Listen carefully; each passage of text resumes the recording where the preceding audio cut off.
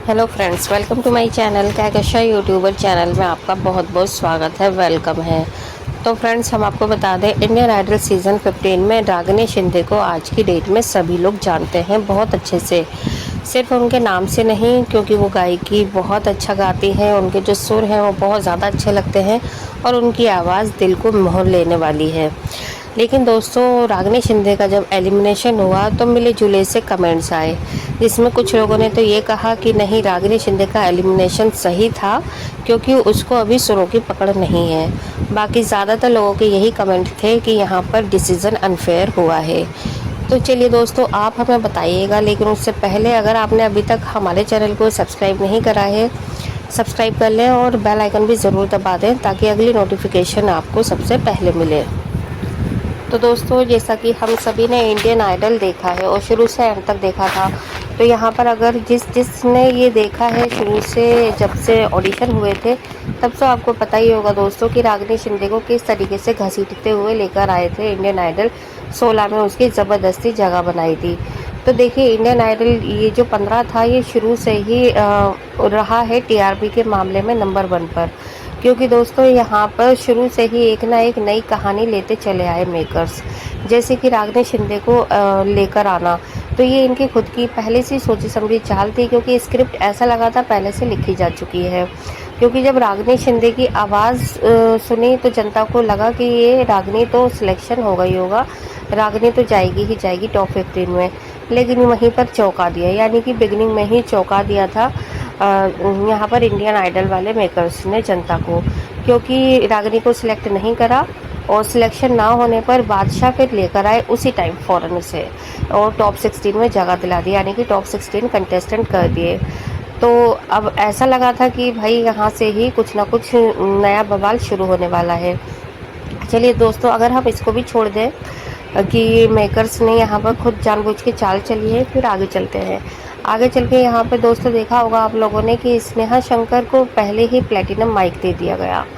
और हालांकि और भी अच्छे अच्छे कंटेस्टेंट थे, लेकिन ऐसा किसी के साथ नहीं हुआ जैसा कि स्नेहा के साथ में हुआ। स्नेहा को प्लेटिनम माइक जब दिया और उसे फिर ले गए फिनाले तक, यानी कि उसको तो पहले ही डिज़र्व कर लिया था। हालांकि चैतन्या को भी मिला था, ऐसा नहीं है, लेकिन चैतन्या भी डिज़र्व करते थे प्लेटिनम माइक को लेना। लेकिन यहाँ पर देखिए दोस्तों, हम बात कर रहे हैं स्नेहा की, और स्नेहा आगे बढ़ी, उन्हें कमेंट्स इतने अच्छे अच्छे मिले, यहाँ तक कि उन्होंने जनता को भी रुला दिया जजिस के साथ साथ अपनी सिंगिंग से। और फिर अगर हम और आगे बढ़ते हैं तो यहाँ पे जब सेमी फिनाले हो रहा था, तो उससे पहले यही चीज़ें अगर देखी गई कि यहाँ पे जो परफॉर्मेंस हुई थी रागिनी की, अनिरुद्ध की, चैतन्या की, प्रियांशु की, मिसमी की, तो यहाँ पर दोस्तों इतने ज़्यादा अच्छे कमेंट्स दिए जाते थे हर बारी। रागिनी को सेमीफिनाले से पहले बहुत अच्छे अच्छे कमेंट मिल रहे थे उसे कि तुम्हारी गायकी में जादू है, तुम्हारा पुनर्जन्म है कुछ, और तुम तो लता जी की याद दिला देती हो, कभी आशा जी की याद दिला देती हो, तुम्हारी आवाज़ में प्योरिटी है, तुम्हारी आवाज़ ये है वो है। मतलब इतने अच्छे अच्छे कमेंट्स मिलते थे, मानो जनता तो यही सोच के बैठ गई थी कि रागिनी ही जीतेगी जीतेगी। लेकिन दोस्तों, थोड़ी बहुत जब थोड़ा सा सीज़न और आगे बढ़ा, सेमीफिनाले आया और टॉप 6 का चुनाव जब आने वाला था, तो टॉप 6 के चुनाव से पहले इन्होंने ऐसा गेम कर दिया कि यहाँ पर रागिनी शिंदे को निकाल दिया, बॉटम में लेके आ गए जजिस के कमेंट्स के थ्रू, जजिस के वोटों से। और अगर हम उस दिन की परफॉर्मेंस देखें तो वहाँ पर रागिनी को जो कमेंट्स दिए थे वो मिले जुले से थे,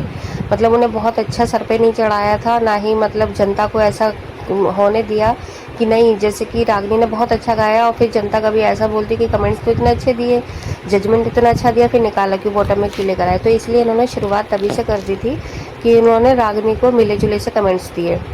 और फिर वहाँ पे डाउट डाल दिया जनता के मन में कि अब पता नहीं रहेगी या नहीं रहेगी, और तो और फिर ये बॉटम में लेके चले गए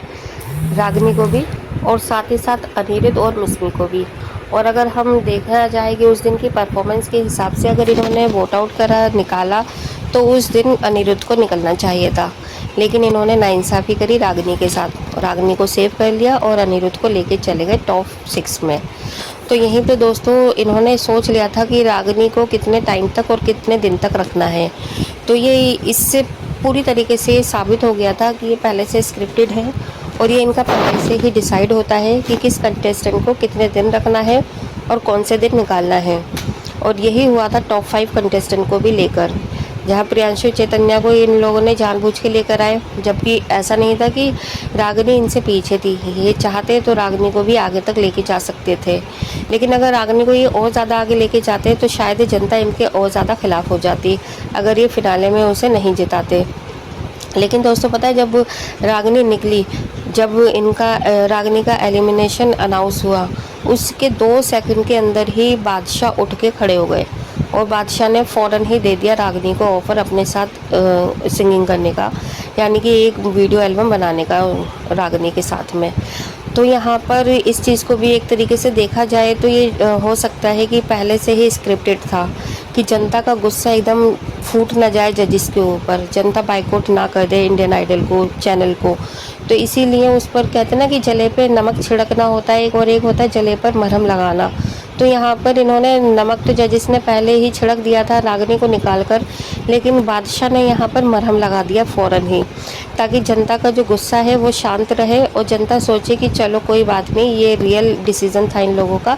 लेकिन बादशाह ने तो यहाँ पर उसे ऑफ़र दे ही दिया ना। तो ये एक तरीके से बहुत ज़्यादा स्टंट था, बहुत ज़्यादा सोचा समझा इंडियन आइडल का ये सीज़न था। पहले से ही लिखी हुई थी कहानी, किसको जीतना है किसको नहीं जिताना, क्योंकि ये सारे पॉइंट्स अगर हम देख रहे हैं तो हमें एक एक चीज़ एकदम क्लियर और साफ नज़र आ रही है। तो दोस्तों ये सारी चीज़ें हमें तो नज़र आई, क्या आपको भी नज़र आई? क्या जो हम सोच रहे हैं वो आपको भी ऐसा ही लग रहा है कि इसमें पहले से ही डिसाइडेड था, और अब जो भी ये रियलिटी शो रह गए हैं वो सिर्फ नाम के ही रह गए हैं? अब आने वाले टाइम में अगर सीज़न 16 आता है 5 महीने बाद, 6 महीने के बाद, तो क्या आप उसको भी प्यार देंगे, या फिर आप यही सोच के बैठ जाएंगे कि यहाँ पर भी पहले से ही डिसाइडेड होगा यहाँ पे कौन बनेगा विनर? वेल दोस्तों, जो भी आपकी राय है हमें कमेंट बॉक्स में कमेंट करके ज़रूर बताइएगा। और अगर ये जो हमने पॉइंट आपको बताए हैं ये आपको सही लग रहे हैं तो वीडियो में प्यारा सा कमेंट ज़रूर करिएगा, आप अपनी भी राय। और अगर जो पॉइंट्स हमसे छूट गए हैं वो पॉइंट आप भी हमें बता सकते हैं कि आपने क्या नोटिस करा। वेल दोस्तों, वीडियो ज़्यादा से ज़्यादा शेयर करिएगा, लाइक करिएगा, और अगर आप चाहते हैं और भी अपडेट आपको हमारे चैनल पर मिलती रहे तो सब्सक्राइब करे बिना मत जाइएगा। मिलती हूँ एक और नई और ख़ास अपडेट लेकर, तब तक अपना ख्याल रखिएगा। Bye bye.